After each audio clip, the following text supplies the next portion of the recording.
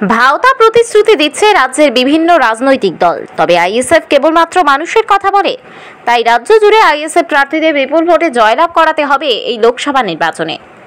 এমনটাই বললেন আইএসএফের চেয়ারম্যান তথা বিরোধী বিধায়ক নওশাদ সিদ্দিকী। ইতিমধ্যেই গাইডলাইন প্রকাশ করে দিয়েছেন। দক্ষিণ চব্বিশ পরগনার কুলতলিতে জয়নগর লোকসভা কেন্দ্রের প্রার্থী মেঘনাথ হালদারের সমর্থনে বিশাল সমাবেশে এসে তিনি এমনটাই বলেন। খাম চিহ্নে ভোট দিয়ে আইএসএফ প্রার্থীদের জয়ী করবার জন্য নির্দেশ দিয়েছেন তিনি। সুন্দরবনের বিভিন্ন এলাকার নির্দিষ্ট সমস্যাগুলিও এবার দিল্লিতে গিয়ে তুলে ধরবেন বলে জানিয়েছেন। শুধু তাই নয়, সুন্দরবনে বাঁধ নির্মাণ থেকে শুরু করে সুন্দরবনের সাধারণ মানুষের জীবন জীবিকার উন্নতি সবকিছুই জাতীয় সংসদে পাঠানো হবে। তিনি তৃণমূল কংগ্রেসের ধাপ্পাবাজি তুমুল সমালোচনা করেন। সেই সঙ্গে বিজেপি সিএ দিয়ে ভোট ভয় দেখিয়ে আদায় করারও এদিন রীতিমতো তীব্র কটাক্ষ করেছেন। সংসদের মধ্যে দুই দলের ভূমিকা অত্যন্ত নক্কারজনক বলে তীব্র কটাক্ষ করেছেন নওশাদ সিদ্দিকী। এদিন সমাবেশে প্রায় হাজার হাজার মানুষ যোগদান করেছেন। ছিলেন আইএসএফ দক্ষিণ চব্বিশ পরগনা জেলা সভাপতি আব্দুল মালিক মোল্লা সহ অন্যান্য জেলা নেতৃত্ব। রাজ্য সিএ হতে দেব না, এই কেসটা মমতা ব্যানার্জি করুক, দেখি কত সাহস আছে। করবে না, কারণ উনি বিজেপির বিরুদ্ধে অবস্থান নিতে কোনোদিনের জন্য পারবে না। কারণ বিজেপির বিরুদ্ধে যদি অবস্থান নেয়, তার দলের নেতারা যেভাবে দুর্নীতি করেছে, ওই দুর্নীতির শিকড় তো কালীঘাটে পৌঁছেছে। কালীঘাটকে হয়তো জেলের মধ্যে রেখে দেবে। কারণ আমি তার জ্বলন্ত উদাহরণ দিচ্ছি। 2019 সালে সিএ যারা প্রতিবাদ করেছিল, সংখ্যালঘু থেকে সংখ্যাগুরু সমাজের মানুষেরা ঐক্যবদ্ধ প্রতিবাদ করেছিল।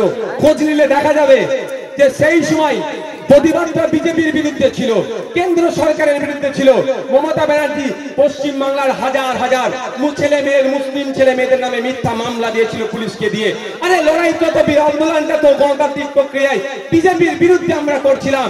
আপনি মুসলিমকে কেন মামলা দিলেন? এর জবাবটা নিতে হবে না? মোদীর বিরুদ্ধে লড়াই করছি গণতান্ত্রিক প্রক্রিয়ায়, দিদির তো বুক ফাটবেই ভাই।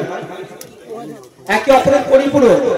জন্মদিনে ফুল মিষ্টি নওশাদ সিদ্দিকী পাঠায়নি মোদীজির, দিদিমণি পাঠিয়েছে, ওই জন্য ওনার বুক ফাটছে। শুধু তাই নয়, আপনারা ভুলে যাচ্ছেন, হয়তো আমি আপনাদের স্মরণ করিয়ে দিই। যখন হযরত মুহাম্মদ সাল্লাল্লাহু আলাইহি ওয়াসাল্লাম সম্পর্কে ওই ভদ্র মহিলাটার নাম কি বলুন না, নুপুর শর্মা যখন কুমন্তব্য করেছিল, পশ্চিম বাংলার ধর্মপ্রাণ মুসলিমরা যখন প্রতিবাদ করছিল, তখন মমতা ব্যানার্জি কি বলেছিল? দিল্লিতে গিয়ে প্রতিবাদ করুন। তাই সময় এসেছে, আমরা মমতা ব্যানার্জিকে দিল্লির পথ দেখাবো না, আমরা মেঘনাথ হালদারকে দিল্লিতে পাঠিয়ে প্রতিবাদ করবো। আমরা ভুলে যাচ্ছি না হরিচাঁদ গুরুচাঁদ ঠাকুরদের কথা, আমরা ভুলবো না।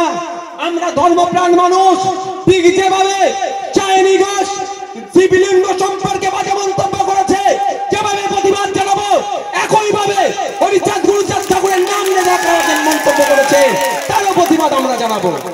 আমরা যারা ধর্মপ্রাণ মানুষ, আমাদের উচিত হবে ধর্ম নিয়ে যারা বাজে মন্তব্য করবেন, ধর্মগুরুদের সম্পর্কে যারা বাজে মন্তব্য করবেন, তাদেরকে বাংলায় আশ্রয় দেব না। সে সায়নী হতে পারে, মুখ্যমন্ত্রী হতে পারে, নুপুর শর্মা হতে পারে, আমরা কাউকে চিনব না যারা ধর্মগুরুদের সম্পর্কে বাজে মন্তব্য করবে। আমরা ধার্মিকরা ঐক্যবদ্ধ হয়ে তাকে গঙ্গায় ছুঁয়ে ফেলবো এবং ভোটের মাধ্যমে তাদেরকে পরাজিত করবো।